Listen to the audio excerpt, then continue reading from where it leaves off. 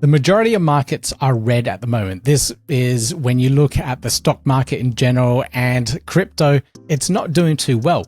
But these Cardano native projects building on the Cardano ecosystem are doing well. They're doing exceptionally well and absolutely pumping at the moment, and people are very excited about it, and people are wondering what on earth is going on here, and Cardano projects are certainly getting the attention. So let's have a look at what's going on, guys. Hey everyone, my name's Peter. If it's your first time here, hit that like button down below, hit subscribe, notification bell. I'll keep you up to date with everything that is happening in the Cardano ecosystem and crypto in general. Now let's have a look at what on earth is going on here. You can see from these charts here, this is from Tap Tools, a really good platform to check all these stats and movement of various native assets on the Cardano ecosystem. We've got Atlas, Surf, Ascend, Strike, Surge, Bodega, Meme Coin, Nike, Pulse, and they're all doing exceptionally well. Look at what Atlas and Surf have been doing recently. They're absolutely surging over the last 30 days, and it's because they're building and doing some really exciting stuff. And I'll go through all these protocols and you'll see what they're actually trying to deliver on the ecosystem or already have. So that's a really exciting bit here. And we'll start first with what is happening with Strike. And they are a derivatives platform. They do perpetuals. If you haven't heard, they're doing really well. I got into the platform maybe about a year ago, trying and playing around with the platform in general, but they hit that 100 million market cap on their token, and they're doing so well. Every week they're releasing brand new features, and it's making everyone very excited about it. And let me go through some of the stats and details here. So the V2 version 2 of their protocol, brand new smart contracts, has hit 30 million in volume, and this is about maybe a month old. So that's doing really well. We're seeing 88, not 80. That's where they want to get 80 million. They're at 8 million daily volume at the moment. This isn't anywhere near the same amount as Hyperliquid or any of the other really big perpetual platforms out there, but it is getting there. It is certainly getting their attention. And this is the type of protocols that people are excited about at the moment. This is what's gaining most of the retail attention. So Strike is doing very well with their perpetuals platform. Now, they have a recent Treasury proposal that is being put on chain, and they're asking for a 7.5 million ADA deposit into their treasury to help fund the liquidity on their DeFi protocol. The really cool thing about this is that if we go into the proposal itself, a lot of this stuff is essentially a way to get the treasury to fund and boost their ecosystem, but everything goes back to the treasury in the end. So let me go through the snapshot here to give you the overview. So 7.5 million ADA, duration 12 months. It's to structure productivity, liquidity deployment, treasury ownership. Treasury retains ownership throughout the deployment. Yield model estimate 1.35 ADA equivalent annually under conservative assumptions. So that's how much ADA is supposed to be returning back, in addition to the requested amount of ADA. So midpoint distribution, so yield will be returned at the 6-month mark and obviously at the 12-month mark, and final return, full principal plus remaining yield return at end. So this is a pretty good investment for the Cardano Treasury. So this is government controlled withdrawal authority plus public reporting. So that's the oversight side of things. So essentially, Strike Finance is asking for a 7.5 loan for treasury deployment from the Cardano Treasury over to the Strike Finance Treasury, and that would earn the yield from the platform, taking in all the fees and all that stuff, and have an estimated return of 1.35 million, which will be put back into the Cardano Treasury. So this serves two purposes. One, it will help spearhead and push Strike Finance further along because it has more liquidity on the platform. It can facilitate all the trading and perpetuals and all that stuff that is happening on the platform. Then the second big impact is the yield that it gets back. All the fees that it takes will go back into that deposited ADA from the treasury and then be returned back to the Cardano Treasury at the end of it. So this is a win-win for the Cardano Treasury and for the platform itself. Hopefully we see more of this in the future and we see more protocols leaning into this. Of course, you need to have a good track record and show that there is a lot of activity and excitement and focus on the chain and that you're delivering stuff. So if you can show all that stuff, then the treasury side of things is kind of a no-brainer, and it's less of a risk for a lot of the people that are interested in funding this type of stuff. So overall, I think this is a really good treasury proposal, and hopefully we do see this one go through on chain. Now, Strike doesn't stop there. They're also working with a company called Unifold, and I'll talk about that in a moment. But Unifold allow for the onboarding of fiat directly onto the platform. So using your credit card, using Apple Pay, Google Pay, whatever it is that you're linked and hooked up with, having this makes it so much easier to use the platform. So you're on Strike Finance on the mobile side of things, you're using your phone, you're flicking through it and you go, okay, here's a good trade opportunity. You open up your mobile wallet, you can then deposit in via Apple Pay, your credit card, and you have some extra fiat on there to make your long or short or whatever you're doing on the platform. So that is a really exciting aspect that they're bringing into the platform. And I've been talking to the Unifold team about their solution, and I'm pretty excited about it. They're actually a Y Combinator startup, and they are making inroads into many of the ecosystems and especially Cardano. So I've been working with them, not working with them, but getting some advice from them for integrating in their credit card platform onto my own stuff.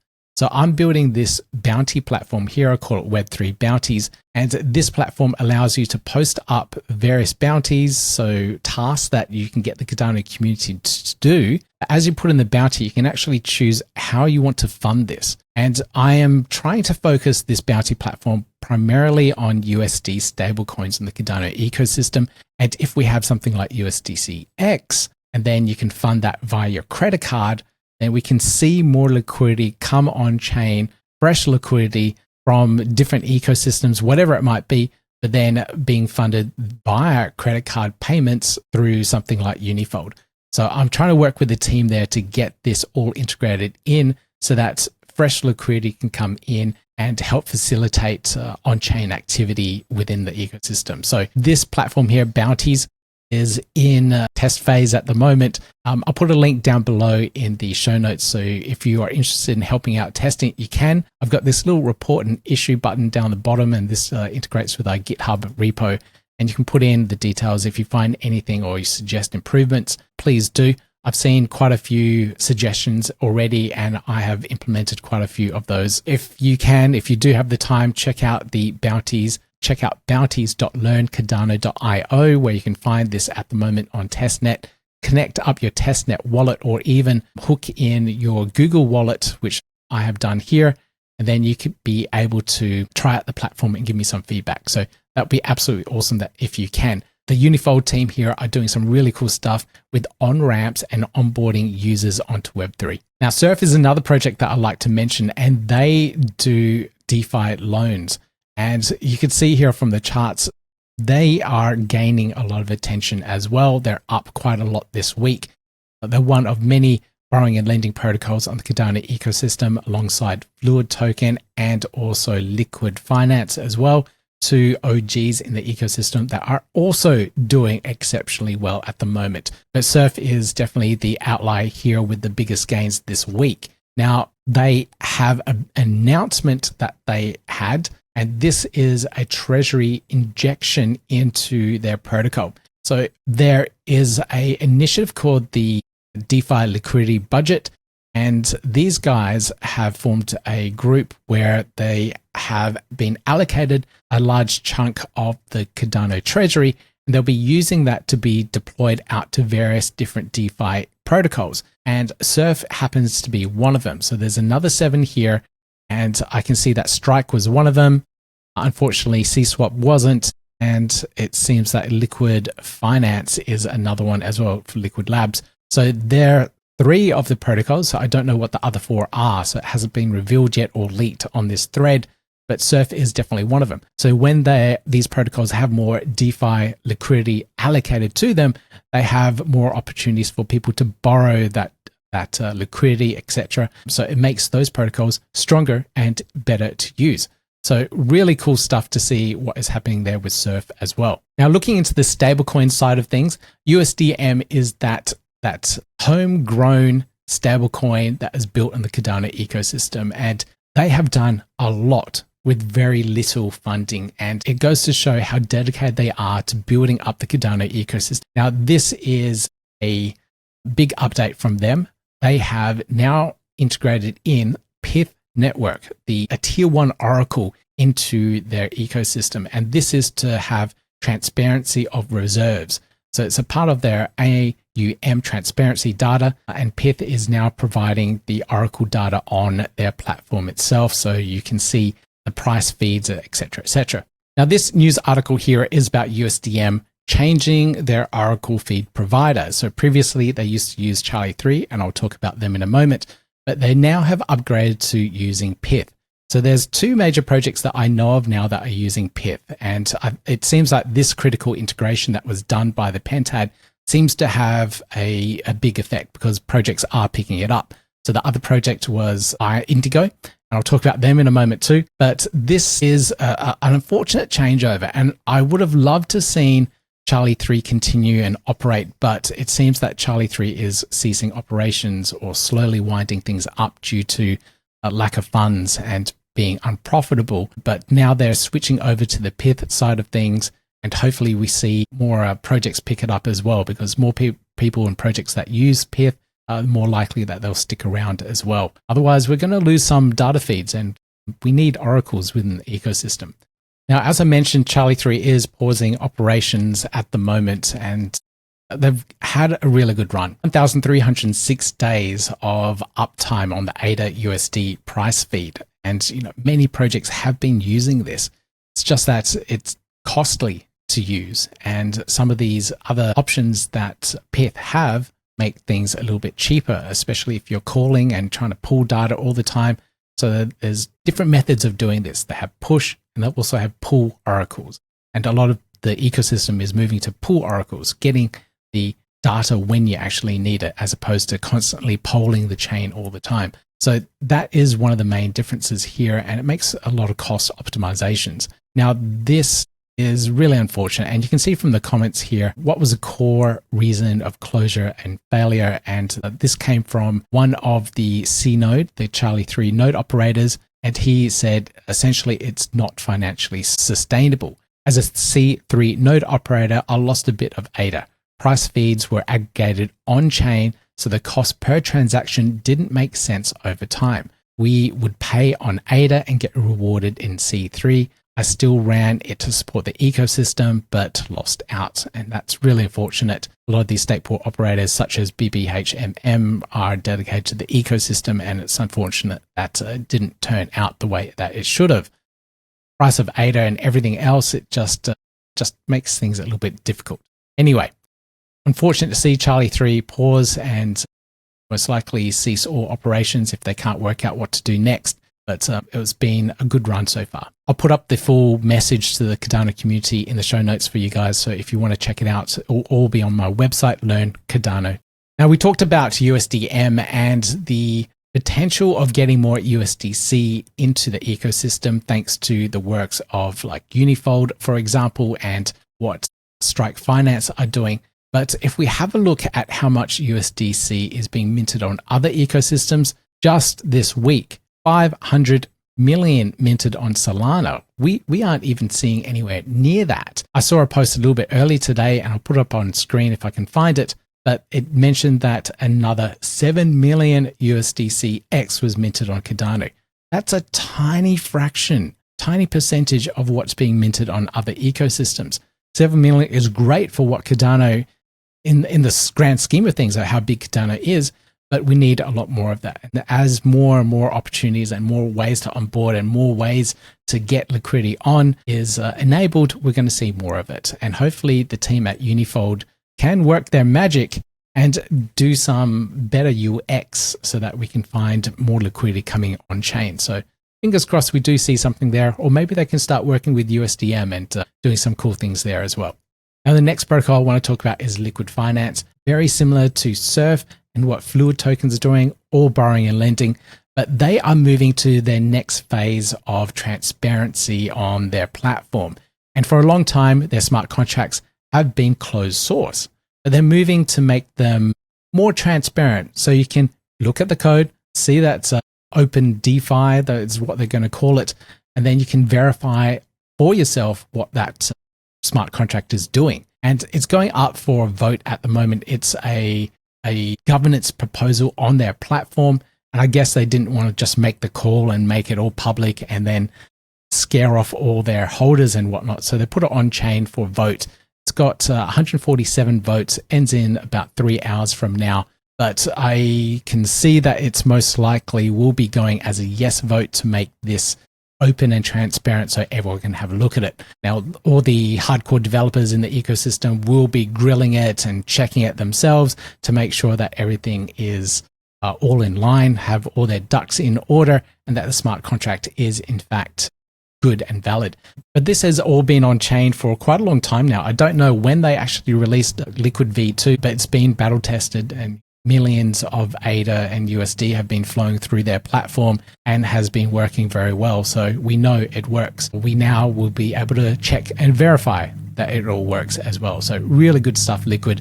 Really good move for the ecosystem too. Now, another project that just launched, it's V3. So this is a big upgrade. I talked about this early in the week and I kind of teased out maybe we'll see it by the end of the week. And we have. Indigo have been working their butts off to get V3 live. And this will open up a whole new market of synthetic assets on the Cardano ecosystem. A lot of things that were holding them back was the opportunities for the people that were providing collateral on the platform. So to create a brand new synthetic asset, you need to provide ADA, you need to provide stablecoins, whatever it might be.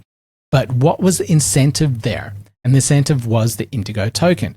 And if they kept on opening up more and more different types of synthetic assets, that means more and more of the Indigo token, the Indy token, would be released into the ecosystem and will drive the price of Indy down to essentially nothing.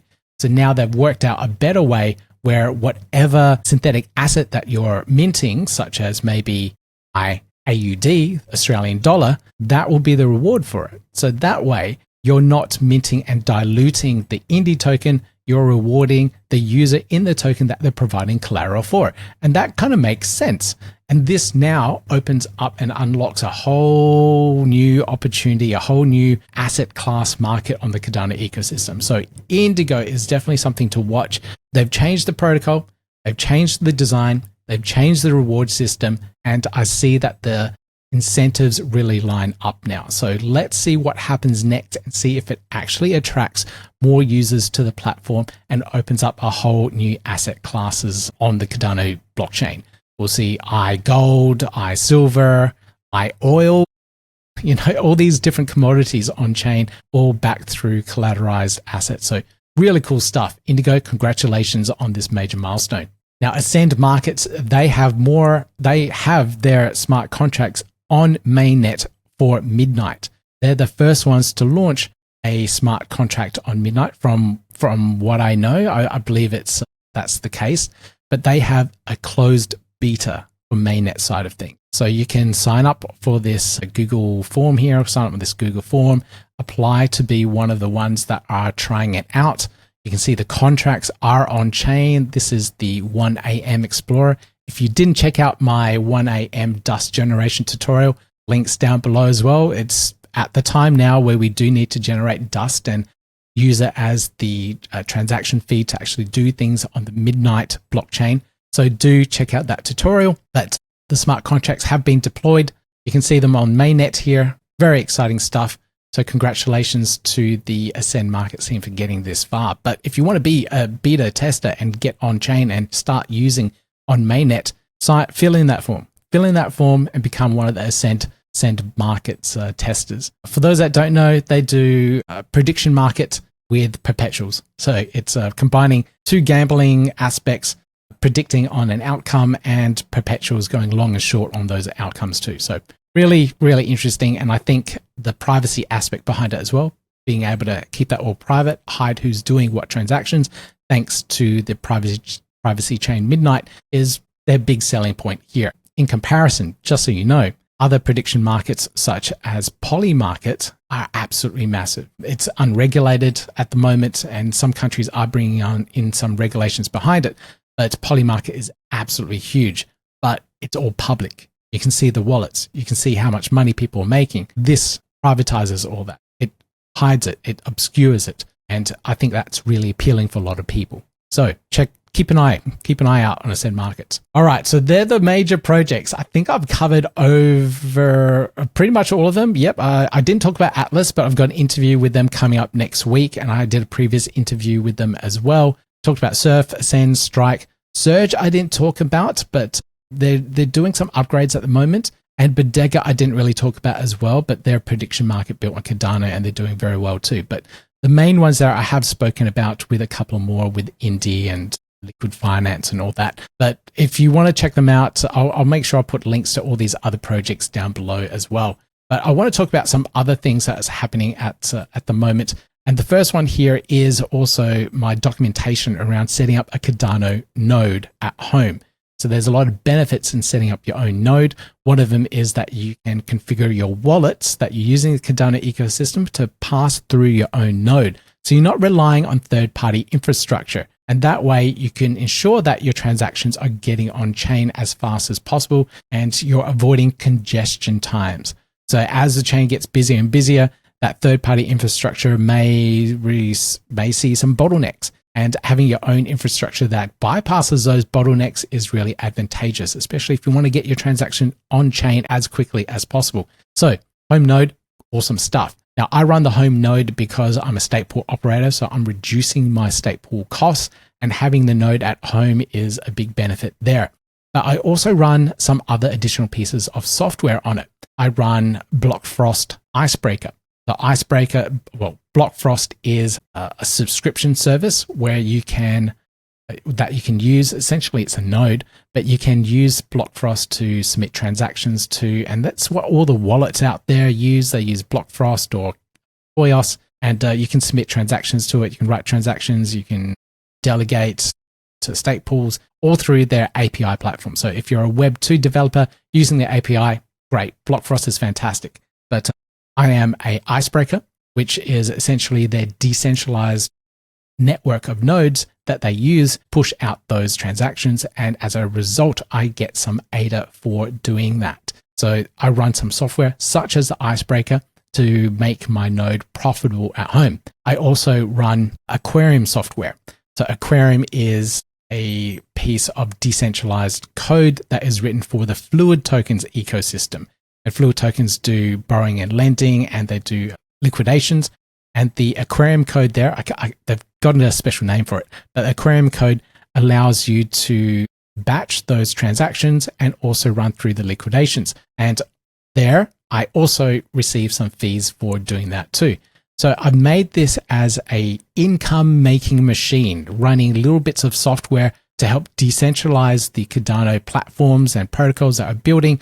I also get a bit of return on my investment and time and running the software. So I'm running essentially 3 bits of software on there: the Cardano node, the Icebreaker, and the Aquarium side of things, so I can earn some revenue. So that's why I run a home node, and it's pretty cool. I have to say it is profitable, especially when you are running from home.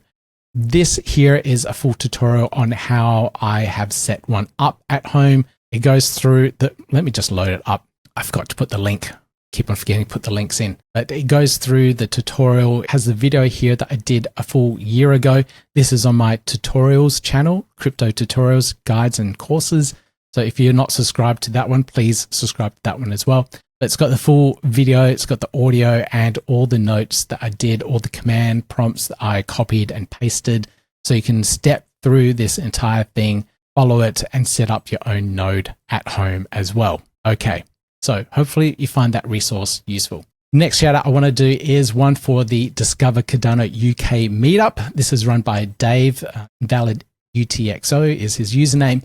But he's running this meetup, and I think it's open to about 30 or so people, and they're doing the event to talk about governance, what's happening within Intersect, and giving everyone a big update around all those different aspects. And it's pretty good because learning about these things, connecting with people in person is far better than doing it on X or online. You build those connections, you learn a lot more, you can ask the questions that you need to ask. Now, I'll be chiming in as well with a live stream. I'll be talking to everyone here mainly about the government's Treasury proposal as part of the Intersect budget about Cardano content creators and helping fund us as well. So I've got this Treasury proposal up.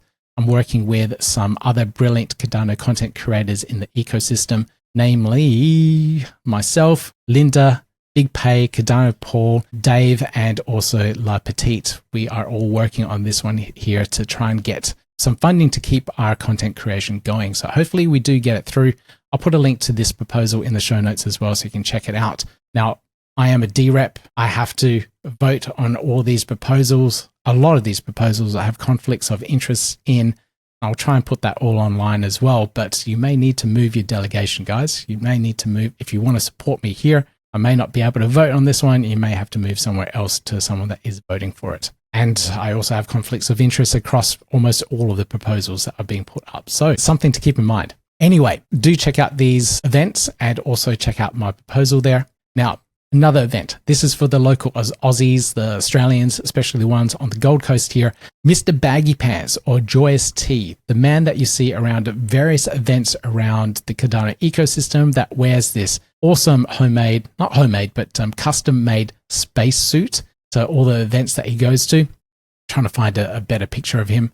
But he flies around to various different crypto events. He's a creator of an online metaverse called Cardano Station, and he's built that. A lot of people have used it over the years. He's built custom setups and virtual spaces in there for myself and other content creators and other projects within the Cardano ecosystem. So it's kind of really cool to actually see that all in play. But the whole metaverse thing isn't as popular as it used to be during the COVID times. But really cool overall. And he'll be coming out to Australia on a bit of a tour. He'll be hitting Perth, Sydney, Gold Coast, and Melbourne. So if you're in any of those cities, you'll be able to catch up with him because we're doing little mini meetups everywhere. But the Gold Coast one is in Broad Beach.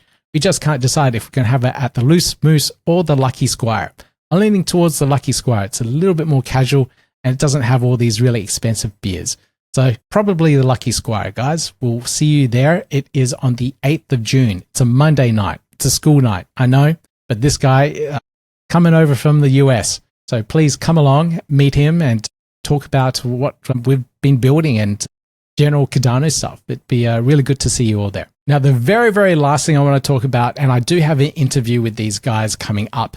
I had a chat with Santi from TX Pipe, and they're building out this brand new protocol called TX3. And this is a machine-readable interface for UTXO blockchain protocols. And you know, what does that mean? Essentially, they've put in a standard for AI agents and any developers out there to actually build against. So when you go to any of these protocols, you go to Indigo, you go to Strike Finance, Wi-Fi, all these different platforms that are building on Cardano, you need to learn how to interact with their smart contracts. Every single smart contract is different. They have different inputs, they have different outputs, they have different bits of information that needs to be included within that transaction. Not everyone builds exactly the same way. And because of that, it's inconsistent. And for any developer that's coming in and wants to build a new bounty platform and then integrate it in with a borrowing and lending protocol, it's really confusing because you don't know where to start. What they are building is a standardized API, an application programming interface with a standard way to communicate with all of these platforms. So you have it all documented here. You have the set of instructions of how to do it. It's all written in the same way. It's all semantic. You can understand what you're looking at. You know what to put in and you know what you'll get out. So that way a developer can come in and start building on top of these and start composing really cool and crazy things all together. So this will be the general flow. You get your credit card, you buy have some fiat, and you buy ADA. From ADA, you may want to get some USD, and then you convert ADA to USD, USDM, for example. Then USDM, you will then use that as collateral to borrow Strike tokens. Then you get the Strike tokens, then stake it onto the Strike Finance protocol. So that's a 5-step process. And to do that would take a lot of time. But here with the intent base and with the instruction set with an API, you can do that all in one step. You can use an AI agent and just say, I want to stake Strike tokens and leverage that as much as possible. And here's my credit card. And it'll go through and do all that for you automatically. That's the future here. And that's what TX3 here can do. That's crazy stuff. Anyway, guys, let's leave it there. That's probably long enough. If you got something out of this, make sure you hit that thumbs up, like, subscribe, notification bell. I've got YouTube memberships down below. I have Buy Me a Coffee, bing, link there as well. So love that support. But if you can't do that, totally cool. Just hit that thumbs up on your way out. Stay optimistic, guys, and I'll see you in the next video.